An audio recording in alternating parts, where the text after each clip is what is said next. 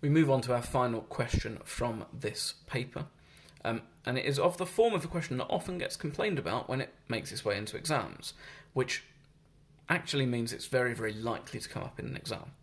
There are Y black socks and 5 white socks in a drawer. Joshua takes at random 2 socks from the drawer. Before I move any further forward, I am thinking immediately tree diagram.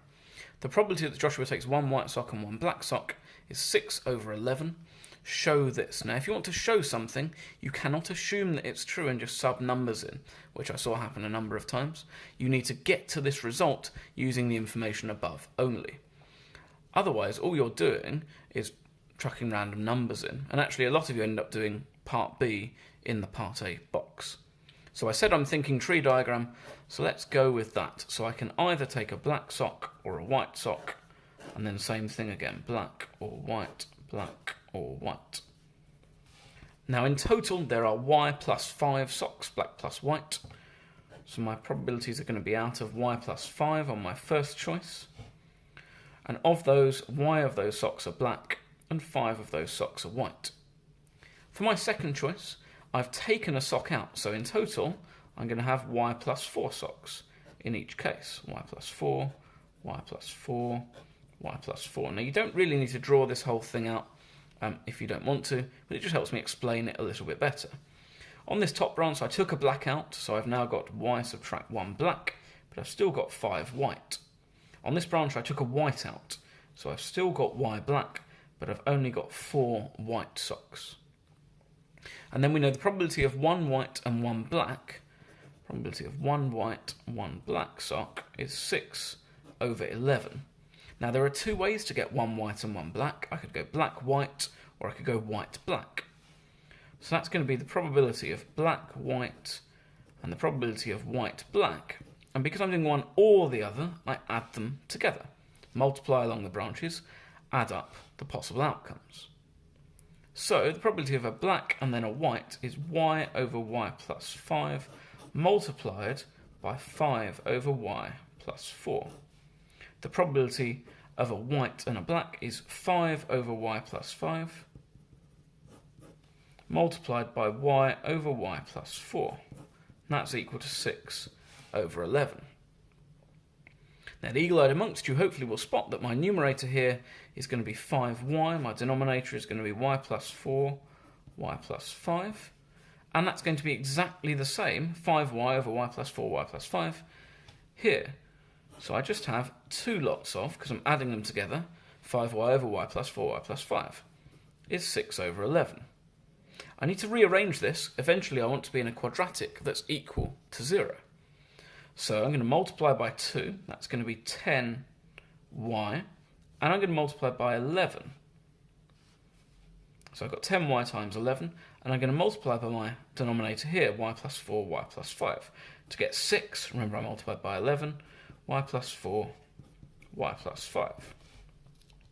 So on my left-hand side I have 110y, on my right-hand side I have 6, and then y squared plus 4y plus 5y, so plus 9y, and then plus 4 times 5 plus 20.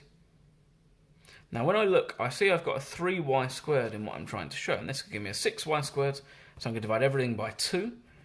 55y is equal to 3y squared plus 3 times 9, 27y, plus 3 times 20, 60. That's looking good for what I need to show. If I subtract 55y from both sides, I get 3y squared. 27 subtract 55 is negative 28. And then plus 60 equals 0. And I've shown, therefore, what I need to show. So I've demonstrated that. Then I need to find the probability that Joshua takes 2 black socks. So in essence, what I need to do, 2 black socks here is y over y plus 5 times y subtract 1 over y plus 4. But to find that probability then, I need to know what y is equal to. In order to find out what y is equal to, I need to solve my quadratic. That's why they've given you the show that, so you can do part B even without part A. Now, this quadratic does factorise.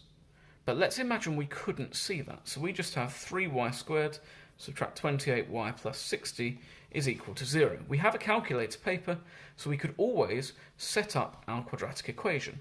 Y is equal to negative b plus or minus the square root of b squared.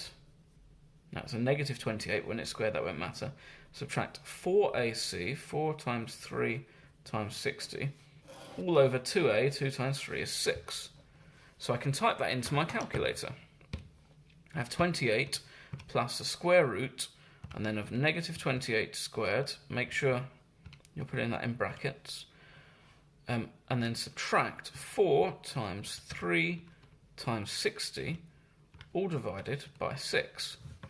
That gives me y is equal to 6. Or I can have my subtraction. My subtraction gives me 10 over 3.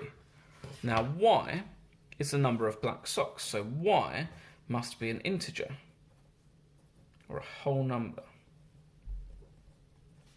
So y is equal to 6. Now this also significantly hints at what this would be if I factorised, right?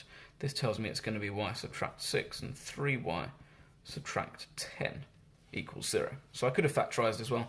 I'd get exactly the same answer. But let's not worry about that. Let's imagine we couldn't see it. So I've chosen y is equal to 6. Well, that's useful here, because when I now look, the probability of 2 black socks is black and then black. So that's y over y plus 5, so 6 over 11, multiplied by y subtract 1, 5 over y plus 4, 10, which is 6 over 11 times 1/2, which is 3 divided by 11, giving me my final answer. Now, there are loads of other ways to get to that solution as well, and as long as you were mathematically rigorous, that is, your method was valid, you would have got those marks, provided you showed the working. And that's this whole paper completed. I hope that was useful. Email your teachers or me if you need any clarification. Thank you.